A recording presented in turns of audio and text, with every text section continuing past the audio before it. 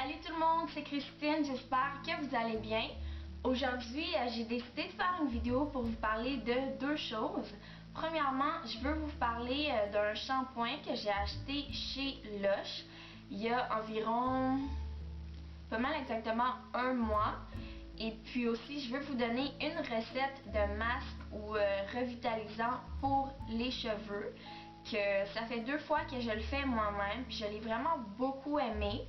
Donc je voulais la partager avec vous, puis aussi vous dire pourquoi je veux faire ça, mais ça a rapport avec mon shampoing que j'ai acheté. Donc on va commencer avec mon shampoing. Et puis comme j'ai dit tantôt, c'est un shampoing que j'ai acheté chez Lush. Et puis le nom du shampoing c'est Neuf. Et pas neuf comme dans le numéro 9, vraiment neuf comme dans nouveau. Donc ça ressemble à ça ici. Il est rouge comme vous voyez. Et puis c'est rouge parce que c'est un shampoing qui est à la cannelle. Ça sent vraiment bon. Quand je l'ai senti au magasin, quand la fille m'a fait sentir ça, honnêtement, j'ai trouvé que ça sentait vraiment pas bon. Ça sentait hyper fort parce que c'est quand même une épice qui est forte, la cannelle. Mais fiez-vous vraiment pas à l'odeur en magasin. Elle a trouvé que ça sentait bon. Mon amie à côté, j'ai vu qu'elle a pas trouvé que ça sentait si bon que ça non plus. Mais d'un coup que vous le mouillez sous votre douche, ça commence à sentir vraiment très bon là.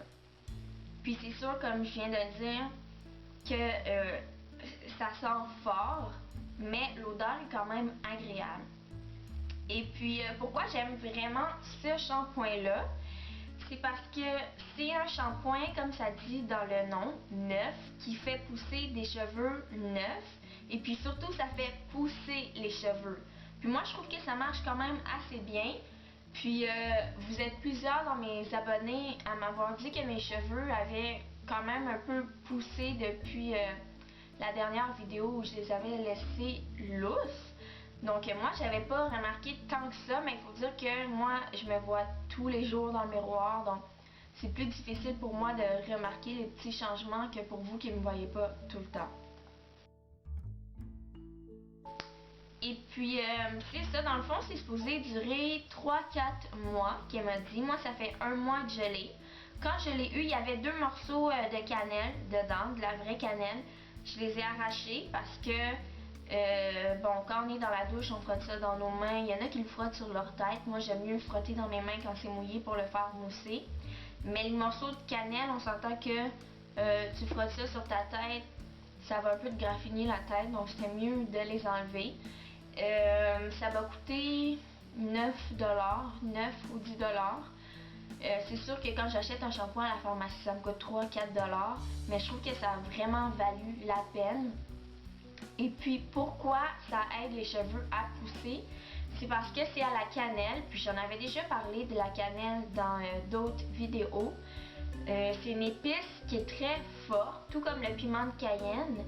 Et puis ça fait circuler le sang.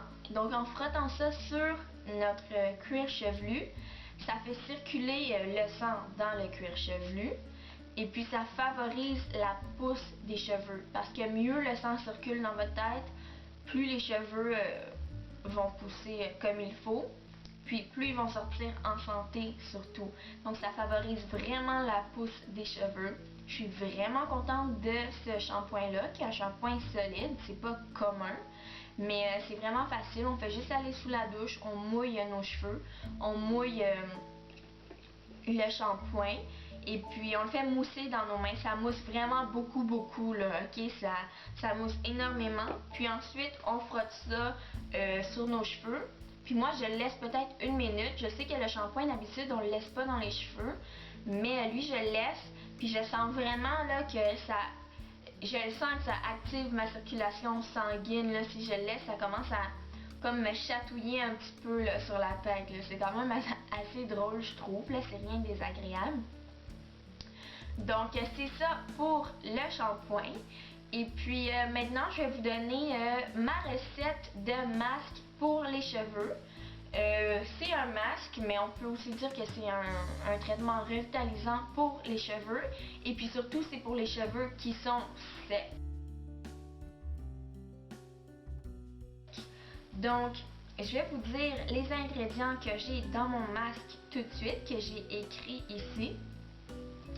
Donc, la première chose que j'ai mis dans mon masque, puis malheureusement, je le fais pas devant vous parce que avant de vous en parler, j'ai voulu l'essayer. Donc, je l'ai fait tantôt, je viens de le faire il y a peut-être 3-4 heures. Et puis, c'est ça, je voulais l'essayer pour vous dire si c'était bon, parce que c'est sûr que si j'avais pas aimé ça, j'aurais jamais fait une vidéo là-dessus. Mais j'ai quand même mis une photo pour vous montrer à quoi c'est supposé ressembler. Pour, admettons que si vous le faites chez vous, mais ça ressemble à peu près à la même chose pour être sûr que vous avez vraiment fait la bonne affaire. Donc, la première chose que j'ai mis, c'est du beurre. Et puis non, c'est pas du beurre de karité, c'est pas du beurre de mangue, c'est du beurre qu'on a dans notre frigo là, pour mettre sur notre pain puis les choses comme ça. Puis ça peut avoir l'air un petit peu bizarre peut-être. Moi, je trouve pas que c'est bizarre, mais j'ai vu dans d'autres vidéos puis dans d'autres commentaires des gens qui faisaient ça, puis les gens leur disaient que c'était bizarre. Je trouve pas que c'est plus bizarre que mettre du beurre de karité, mettre du beurre de mangue. C'est juste une autre sorte de beurre. Si j'avais du beurre de karité ou de mangue, c'est sûr que je mettrais ça, mais j'en ai pas. Puis je suis sûre que c'est pas tout le monde qui a ça non plus. Puis c'est pas tout le monde qui veut aller acheter 40 produits. Donc on prend ce qu'on a chez nous puis on fait avec ce qu'on a. Donc j'ai pris du beurre normal. De préférence, prenez-le non salé parce que le sel, c'est vraiment pas la meilleure chose pour les cheveux, surtout s'ils sont secs. Moi, malheureusement, bon, il était salé, c'est pas si grave que ça, mais si vous avez le choix, prenez-le non salé. Donc, ma brique de beurre, c'est environ une brique grosse comme ça, la même grosseur qu'une brique de maison. Et puis, j'ai pris peut-être une plaquette de 2 cm d'épaisseur. Donc, grosse comme ça, 2 cm d'épaisseur. Mon beurre, il est au frigo. Si le vôtre est sur le comptoir, tant mieux pour vous, ça va être moins long. Vous pouvez tout de suite commencer à l'écraser avec une fourchette. Si le vôtre est au frigo comme moi, je vous conseille de le sortir un petit peu, peut-être 30 minutes à l'avance. Parce qu'on s'entend qu'un beurre qui est au frigo, ça va être plus difficile à écraser. Et puis le beurre, bon, c'est un aliment qui est très très gras, donc c'est sûr que ça va venir hydrater les cheveux. Encore une fois, si vous avez les cheveux qui sont gras, mettez jamais ça sur vos cheveux. Mais si vous avez des cheveux mixtes, ce qui veut dire les pointes sèches, les racines grasses, vous pouvez faire le masque juste sur vos pointes. Si vous avez les cheveux gras, mais encore une fois, vos pointes sont fourchues, vos pointes sont très sèches. Évidemment, si vos pointes sont fourchues, il faut les couper. Mais vous pouvez aussi faire le masque juste sur vos pointes, vraiment, là, jamais dans les racines. Là, partir de environ ici jusqu'aux pointes. Donc, ça marche quand même un peu pour tout le monde, mais c'est vraiment plus pour les gens qui ont les cheveux secs. À part ça, j'ai mis de l'huile d'olive pour venir hydrater encore une fois. Si j'avais de l'huile de noix de coco, j'aurais mis de l'huile de noix de coco parce que personnellement, c'est mon huile préférée pour les cheveux. L'huile de ricin aussi, je l'aime beaucoup, mais c'est vraiment celle de coco ma préférée. Mais ça fait longtemps que j'en ai pas eu, donc j'ai mis environ 3 cuillères à soupe, 3-4 cuillères à soupe d'huile d'olive, vraiment pour la texture aussi. Puis le beurre est aussi là pour la texture, parce que je veux que ce soit une texture qui est quand même très facile à appliquer. Pas trop liquide, pas trop solide, mais surtout pas trop liquide parce que je trouve que ça s'applique très mal. Puis après, tout est sale dans la salle de bain ou peu importe où vous mettez, où vous appliquez votre masque. Puis c'est pas très fun à nettoyer. Donc ensuite, j'ai mis de l'huile essentielle de lavande. Donc voilà mon huile essentielle de lavande ici que j'ai achetée à la pharmacie Jean Coutu. Je suis sûre qu'il y a ça dans presque toutes les pharmacies. Et puis c'est dans la section des huiles essentielles. Et puis j'ai pris à la lavande premièrement parce que c'est elle que j'ai chez moi, parce que je l'utilise pour plein d'autres choses comme pour dormir, pour relaxer, dans mon bain, sur ma tête d'oreiller, etc. etc. Mais j'ai mis ça dans mon masque parce que premièrement la lavande a plusieurs effets bénéfiques sur les cheveux. Je me rappelle pas de tous les effets bénéfiques que la lavande a, mais je sais qu'il y en a quand même une coupe. Et puis aussi pour l'odeur. S'il y a une autre odeur que vous aimez, vous pouvez toujours acheter une autre sorte d'huile essentielle. Juste faire une petite recherche pour être sûr que c'est une huile qui est bonne pour votre type de cheveux aussi. Mais dans mon masque, la lavande va aussi servir à masquer l'odeur du beurre. Parce que la première fois que j'ai fait le masque, j'ai mis ça dans mes cheveux, puis ça a senti le beurre.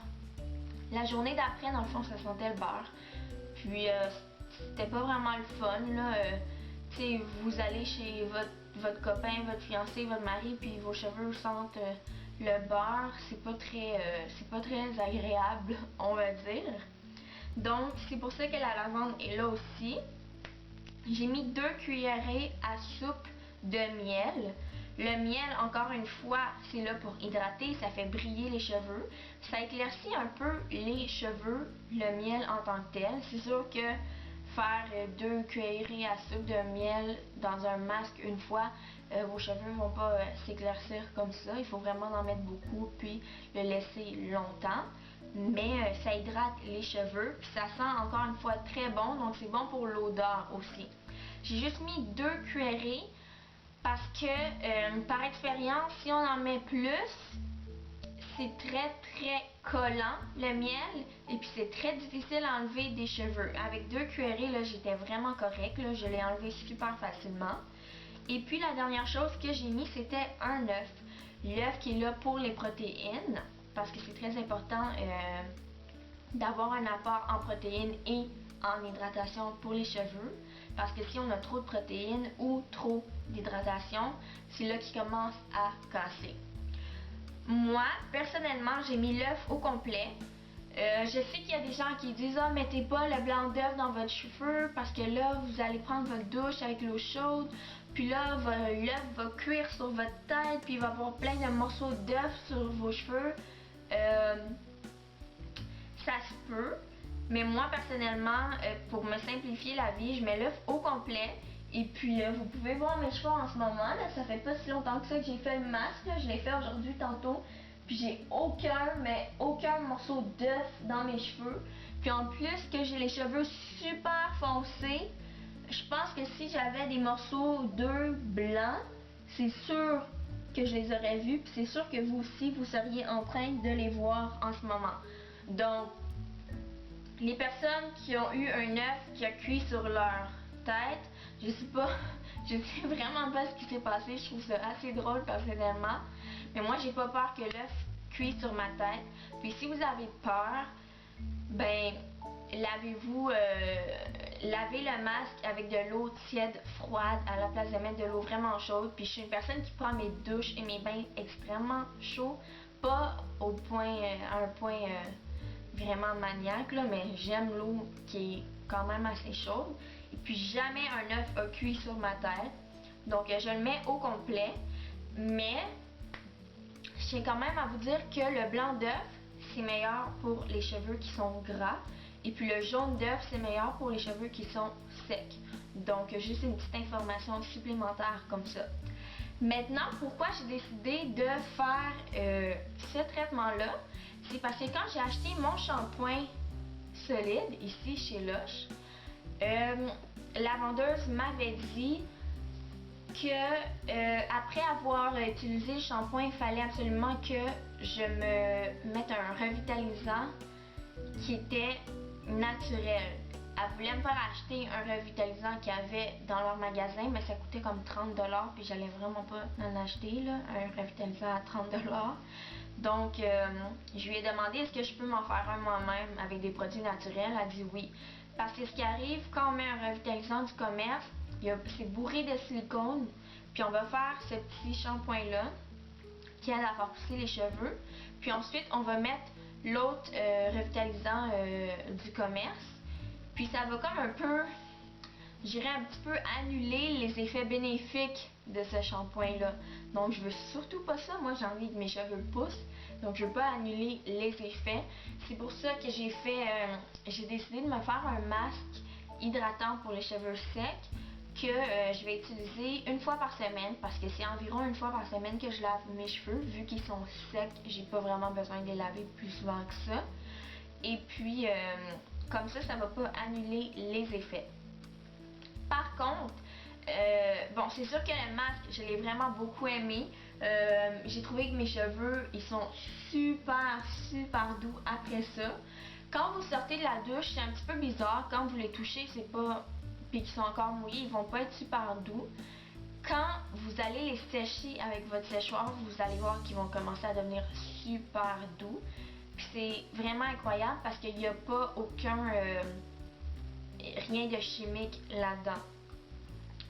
Cependant, moi ça m'arrive des fois, si j'aime pas trop la texture de mes cheveux après le masque, après qu'ils soient rincés et tout, je prends une noix, environ ça, d'un masque acheté en magasin, puis je frotte ça dans mes mains, puis je fais juste le passer dans mes cheveux comme ça, je laisse 30-45 secondes, puis je passe mon peigne à dents larges dans la douche. Comme ça, quand je sors, ils vont juste être un peu plus faciles à démêler. Quand je vais les démêler pendant qu'ils sont un petit peu mouillés, c'est sûr que je ne tire pas vraiment pendant qu'ils sont mouillés. Et puis, je vais attendre un bon 30 minutes. Et puis ensuite, je vais commencer à les sécher pour pas non plus les abîmer, à commencer à les sécher pendant qu'ils sont super mouillés. Fait que j'espère que la vidéo vous a aidé. Je voulais vraiment vous parler de mon nouveau shampoing qui s'appelle le shampoing neuf justement parce que je l'aime vraiment beaucoup. Puis comme j'ai dit au début, j'ai des abonnés qui m'ont fait remarquer qu'ils ont trouvé que mes cheveux ont poussé, puis je pense que c'est ça, mais que c'est aussi surtout le défi chignon. Ça m'aide vraiment beaucoup, le défi chignon. J'ai fait une vidéo là-dessus pour ceux qui l'ont pas vu. Et puis j'espère aussi que si vous cherchez une recette de masque, que vous allez l'essayer. J'espère que ça vous a aidé. Puis dites-moi surtout si vous allez l'essayer ou si vous allez prendre des informations ou essayer le shampoing de chez Lush. Donc on se revoit bientôt pour une autre vidéo. Bye!